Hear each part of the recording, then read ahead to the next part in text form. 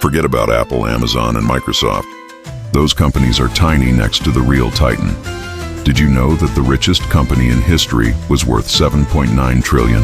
Yes, a value that those three giants combined can't even touch. But the most shocking thing is that you've probably never heard of it. It had its own army and could actually declare war. It was born from a direct threat by Spain, and its massive wealth was built with one simple goal: to create the most brutal and violent global monopoly the world has ever seen. Yet, oddly, its main product was nutmeg. How did this secret corporation lay the foundations for Wall Street? And what terrible things did it do to grab that power? Let's start the video. Our story begins with a hostile takeover. In 1580, Spain took control of Portugal. The Dutch, fighting for their freedom, created a powerful new weapon: private money. In 1602, 7 groups merged to form the VOC, the Dutch East India Company. It looked like a merchant business, but it was really an economic war machine with armed ships, private soldiers, and fortresses. The most radical move was its stock system, which let any ordinary citizen invest and profit from their empire building. While business owners ran the VOC, its true power came from the House of Orange, the royal family. The dynasty decided that owning a piece of the company was safer than owning a crown, so they funded the VOC and tied their future to it. Over time, the royal family used its political power to protect the VOC, turning their noble authority into big dividend payments. The VOC acted like its own country. It could sign deals, hire massive armies, up to 10,000 soldiers, and rule whole colonies. At its peak, the company had full control of all Asian trade. It hired over 1 million people to build an empire that went from Ceylon to Japan. The VOC's massive value wasn't achieved just by selling a lot of products. It was built through a ruthless monopoly.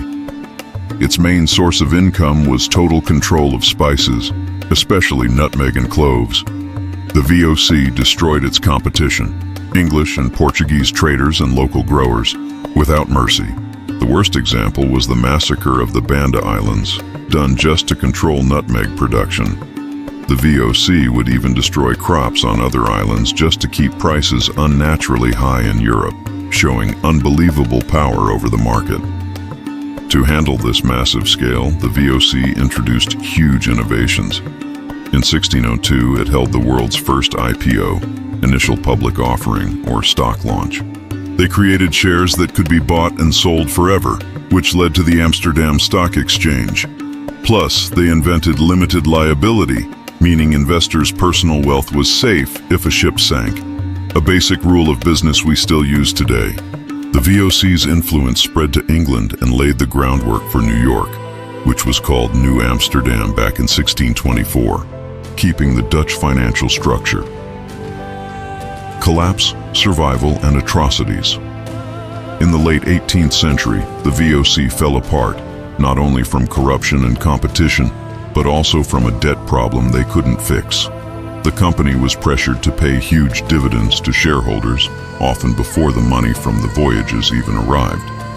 To cover this, the VOC had to issue more stock or borrow money, leading to a debt spiral that, combined with the growing British threat, destroyed it.